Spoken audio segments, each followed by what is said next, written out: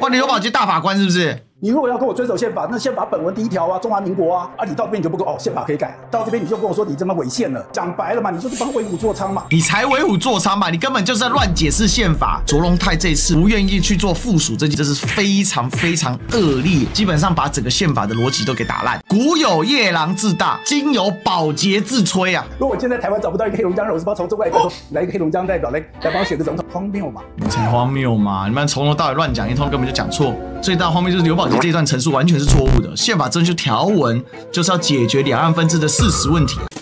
Ladies and gentlemen, welcome the host.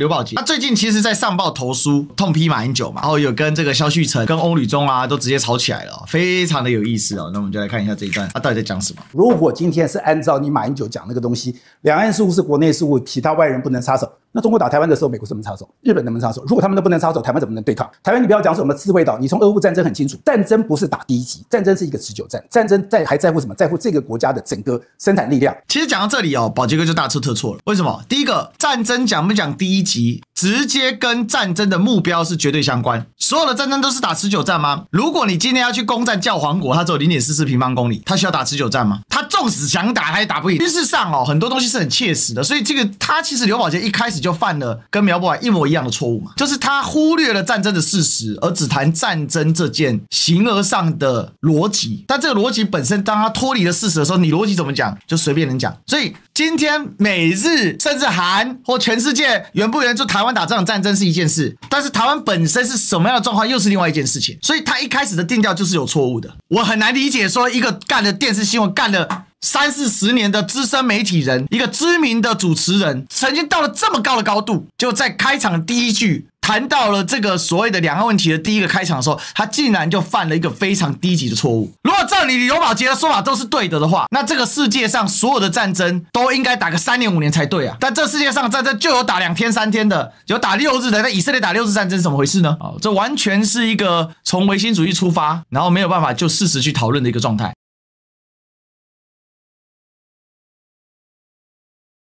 就算我今天一開始我部署了很多的飛彈，我打完我就沒了，然後第2波怎麼辦？第3波怎麼辦？第4波怎麼辦？來講到事實，確實啊，以色列的防禦不就告訴你了嗎？當第1波打完之後，以色列的飛彈幾乎斷供的時候怎麼辦呢？後面就是伊朗大殺四方的時候，所以以色列後來被伊朗打得不要不要的。你以色列暗殺再多伊朗軍頭也沒有用啊，效果有限啊。我今天如果沒有美国跟日本的一個支持的話，那台灣只剩下投降這條路啊。那為什麼你一定要把台灣逼到要跟對岸開戰呢？你為什麼讓台灣只剩下開戰這條路可以走呢？再回答這個問題的時候，他直接跳過了問題，就兩岸只剩打，唯打是論，這兩岸只能打嗎？所以如果你把台灣定為內政問題，如果台灣今天中國犯台，你不能夠得到國際奧援，只能由台灣單獨來面對中國的時候，台灣沒有路走。這個事情就是把事情倒過來講啊，因為如果把兩岸定位為內政問題的話，那兩岸開戰的機會就會顯著下降嘛。這也是為什麼兩岸分治了這麼久，但兩岸竟然沒有打。尤其823炮戰休戰之後，到現在兩岸分治多久了？但兩岸為什麼沒有打？兩岸沒有打的其實邏輯是很簡單的，因為當你只是把兩岸定位成內政問題的時候，對岸是沒有辦法在這個框架上說哦，你現在在搞台獨，不是啊，你就定義成內政問題了。那因為台獨而開戰這樣的說法自然而然不成立，那對岸他自然就不會用這個作為借口，那兩岸自然就不會打嘛。結果你說把台灣定義成內政問題的時候，所以就得不到奧援，不是矛盾啊？定義成內政問題，兩岸就是不會開打嘛？你定義成兩國問題，兩岸就是會開打嘛？那國際奧援會因為你定義成內政問題，還是定義成所謂的兩國問題，來形成不同的援助的路徑嗎？那國際會完全遵守你自身的定義嗎？你是逼着台灣沒有路走，那馬英九知不知道？我看你覺得馬英九知道？馬英九當然知道啊，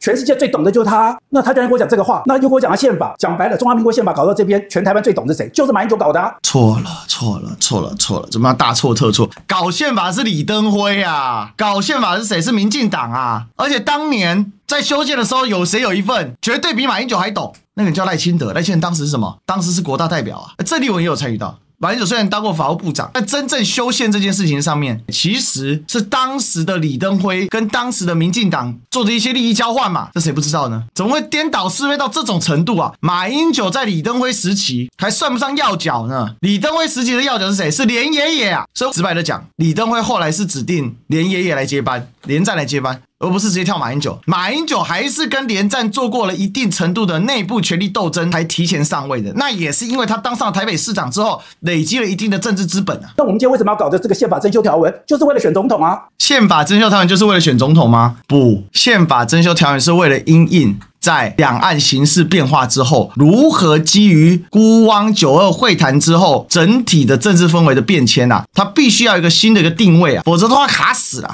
那這裡面就牽涉到整個兩岸氛圍的變化，那也牽涉到兩岸人民關係條例，而兩岸人民關係條例的母法是什麼？就是憲法增修條文第11條。只選總統只是這一部分而已，真正的目的是要確立兩岸到底該如何去釐定，而不是形成一種台獨的過程。以前我們的憲法是什麼？是要國民大會，我們的國民大會他媽黑龍江的選的，是黑龍江的來選，媽是貴州人來選。我們讓那個貴州，你不能想說你跑到台灣來，媽貴州人也要選一個國大代表，黑龍江也要選一個代表，蘇州人也要選一個代表，不行，不能這樣搞嘛。我們要總統直選嘛。哦，這個嘛，這是太扯了，這個真是太誇張了。我跟大家來講哦，來蔣中正的總統什麼時候選上的？1948年5月20號。1948年5月20號。1948年5月20號，請問台灣跟大陸是什麼狀態？兩岸是統一在中華民國之下的狀態。兩岸既然統一在中華民國之下的狀態，請問老蔣這個總統不用黑龍江的代表啊，不用貴州的代表，只要你台灣代表可以這樣講的、哦，完全是鬼扯淡嘛！不是你要扯，你要他媽扯的實際一點嘛？為什麼要修憲？因為當時的國民政府失去了中國大陸嘛，導致整個憲政跟改選無法完成，所以長期出現萬年國大。什麼叫萬年國大？因為大陸丟了，但是憲法沒有更改。所以必須更改憲法，這就是修憲的其中一個重要源頭嘛。什麼叫做修這個憲是為了民選總統？但是結果對部分來講是原因沒錯，但是事實上是根據1949年國民黨丟掉中國大陸之後的具體現實來做整改。但是問題是蔣中正作為第一任總統啊，他是在大陸時期啊，在兩岸同屬一中的大陸時期啊就選出來，他當然需要黑龍江代表啊，真的太誇張了，真的太誇張。你這個憲法是這個聖經 Bible， 你不可以改，你一個字都不可以改啊！你如果聖經一個字都不能改，那我怎麼選總統？不是，為什麼中華民國憲法用增修條文？憲法本文本來就是不會動的，所以改用什麼？用增修條文的方式，也就是我用新的條文覆蓋舊的條文。然後怎麼具體做法是什麼呢？憲法第25條之第34條及第135條之規定停止適用，用停止適用。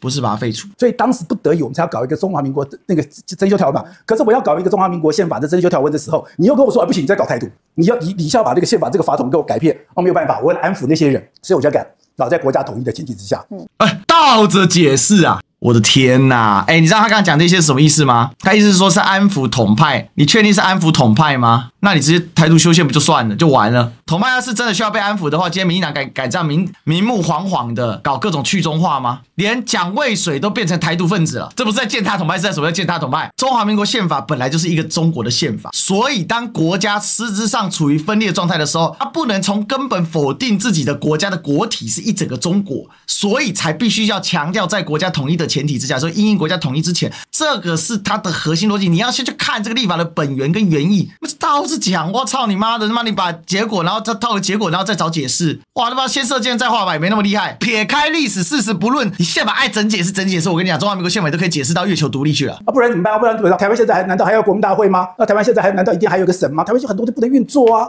對吧？台灣現在有2個省省級單位有7個，難道寶傑哥不知道嗎？直轄市哪6都？台北、新北、桃園、台中、台南、高雄。台灣省再加福建省，福建省包含什麼？金門縣跟馬祖列島，馬祖列島就是連江縣，連江縣甚至在大陸有個連江縣，台灣有個連江縣，不是在台灣啦，其實是在什麼？中華民國自由地區有個連江縣，然後在大陸地區有個連江縣，那是兩岸分治之後唯一共治的縣，這麼簡單的事情難道不知道嗎？九萬，你是不是知道中華民國憲法第1條是什麼？中華民國基於三民主義，為民有、民治、民享之民主共和國。那我們的國名叫什麼？中華民國。那我們今天去打所謂的奧運叫什麼？中華台北。那是中華民國嗎？我們有國名哦。那你去打中華奧運的時候，奧運時候是中華台北，你是不是違憲？沒有違憲，因為那個是中華奧會代表團，他現在連這個奧林匹克的制度都要瞎雞巴講。各國去奧林匹克大會的代表團用的是該政治實體的奧運委員會的名稱。所以之前俄羅斯也被制裁過，但只是說這個奧會在沒有爭議的情況之下，可以作為那個國家的代表團的實體。所以我們今天這個中華民國現在當然因為在2758決議文之後，中華民國沒有辦法在整個國際裡面完整的呈現嘛，所以你必須退而求其次嘛，所以用的是奧會的名稱，是代表隊的名稱。怎麼會把中華奧會跟國家代表隊這兩個事情，在國際上在體系上面根本就是不能混為一談的事情，把它合在一起，這兩個就有關聯。以及當你的國家代表隊無可置疑的時候，或沒有在國際制裁的狀況之下，你確實可以直接怎樣用該國的國際簡稱，而解決兩岸奧會，尤其是中華台北這個問題的叫洛桑協議。請你看一看洛桑協議，這之前我也講過啊，要浪費多少時間啊？什麼違憲？那如果違憲，當年洛桑協議能簽嗎？而且奧會其實是個民間代表單位，它只是具有國家背景、具有政府背景的民間代表單位而已。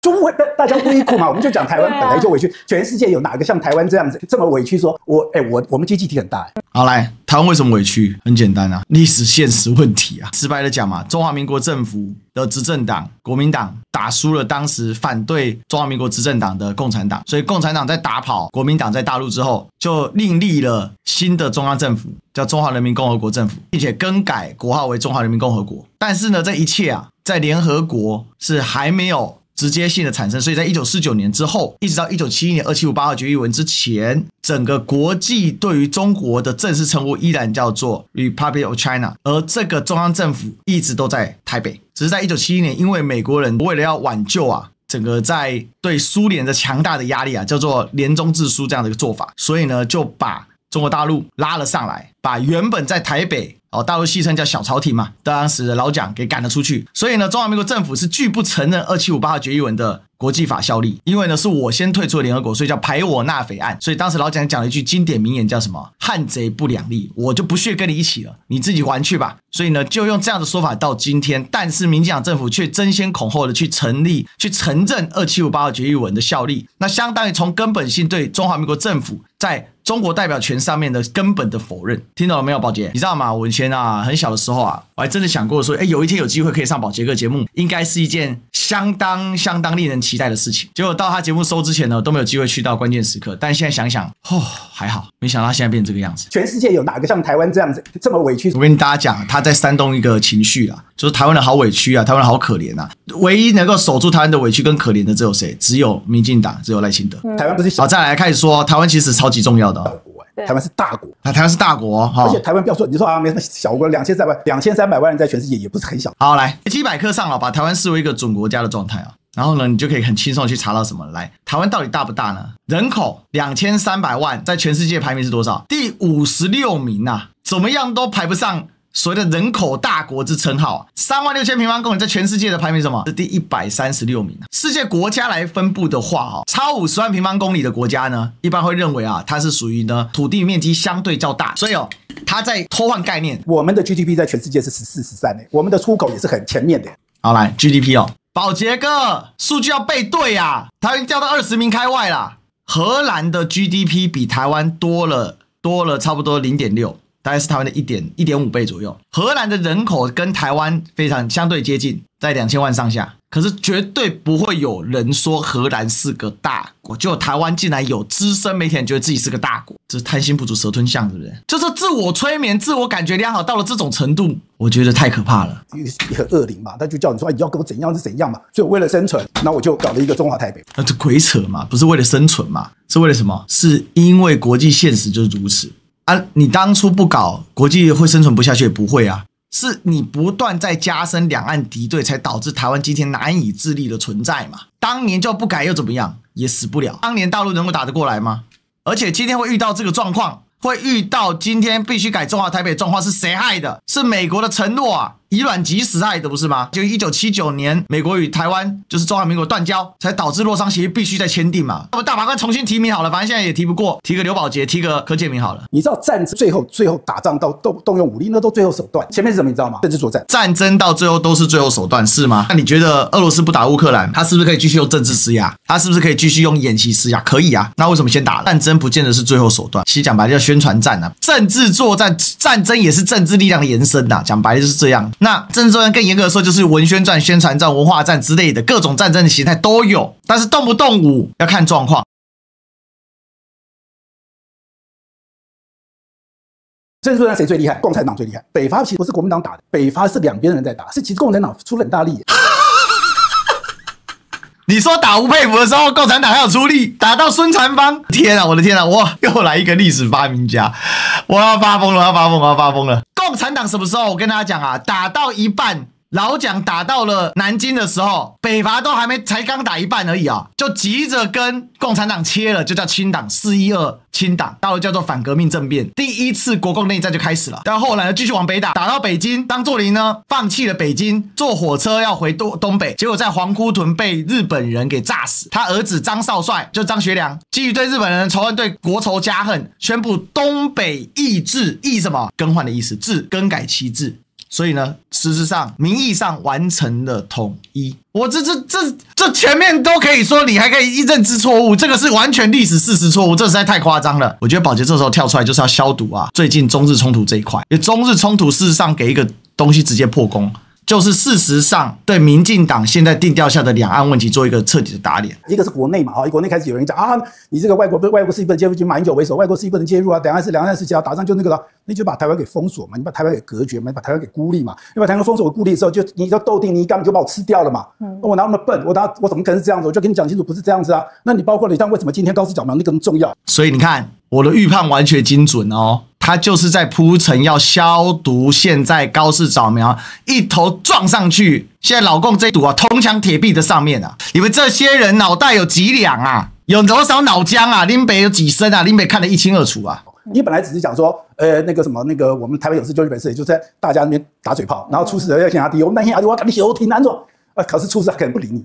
可是今天是他講的他的存立危機事件，那他就會進來，存立危機事件就進來，那怎麼定義是不是存立危機事件呢？沒有任何的保證，高市早苗後面就不敢回答了，他甚至不敢回答台灣的定義是什麼啊？那為什麼今天中國那麼久？就代表今天台海的這個部分不是只有兩岸的問題，它是一個國際問題。就是因為它是國際問題，所以呢，你今天你只要打台灣，其他國家就會介入，因為你要其他國家介入，你台灣才有安全保障。這完全顛倒是非，什麼啊？那你就日本介入看看嘛，反正日本你就介入嘛。好，那我再補充一個東西，就是你9·2共識。你別一天到晚跟我講9·2共識，什麼是9·2共識？一中各表嘛。9·2共識不是一中各表啊，是兩岸各自以口頭表述表達一個中國原則，兩岸基於謀求統一啊，這個都沒有人在講啊，對不對？唉，我為什麼容許你各表？因為我們兩岸是基於一個中國，那你有要這個共識，你不基於一個中國，然後我怎麼跟你表？如果一中各表是為了台獨分立的話，那抱歉啊，前提條件不成立，後面條件怎麼辦？是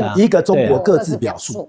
可是你現在你照你現在講，你現頭回頭看並沒有各表的空間啊，現在沒有一表啦。對，鬼扯！國台辦才剛剛對鄭麗文當時的一個回答的時候，就特別有回答到這件事情，這是國台辦釋出來給鄭麗文的善意，代表鄭麗文的路線是對的。各自以口頭方式表述，海峽兩岸均堅持一個中國原則的共識。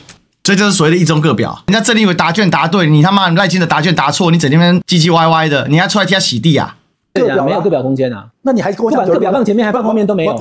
我操，兩個新聞資深媒體人完全忽視最近這則新聞是怎樣，裝作沒看到，裝作裝瞎不知道。我要講的是說，你今天不要再跟我講什麼9·2共識，你跟我講9·2共識是什麼？你又不給一中，你又要各表，然後人家提一國兩制方案，一國兩制其實就是一中兩制嘛，一個中國有兩個制度嘛，然後你又說，你怎麼可以窄化我的一中？大家聽懂了沒有？一中才有各表，然後一國兩制其實就是一中两制，你得先有一中啊。但是我就是基於我們共同討論的一中，所以我給你一個兩制的方案，這是我的方案，你也可以提你的方案呢。Recognize 就是我承認全世界只有一個中國，中華人民共和國是唯一合法代表。但是 acknowledge 我認知到，Taiwan is part of China 的部分是 acknowledge， 並沒有 recognize。那日本也是一樣的。所以你今天在全世界在講一個中國，只要講一中、一個中國、一中政策，那就是全世界只有一個中國，中華人民共和國為唯一合法政府。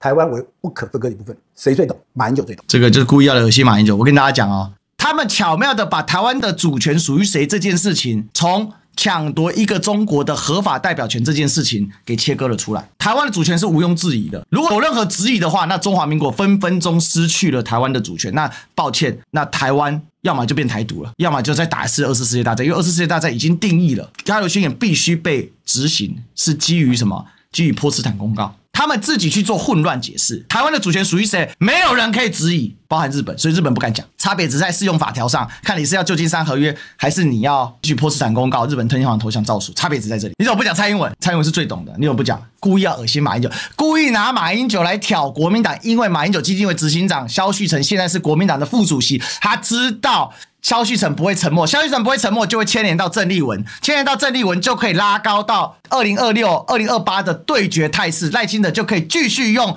抗中保台、台獨來惡心大家，然後繼續來凝聚親藍的共識。所以我直接判定劉寶傑跟黃暐瀚演這一出，就是在幫賴清德助攻26跟28年的選舉，就這麼簡單，他才管你台灣人死活嘞，他才不在乎現在日本什麼樣嘞，他就出來強行洗地了，這就是答案。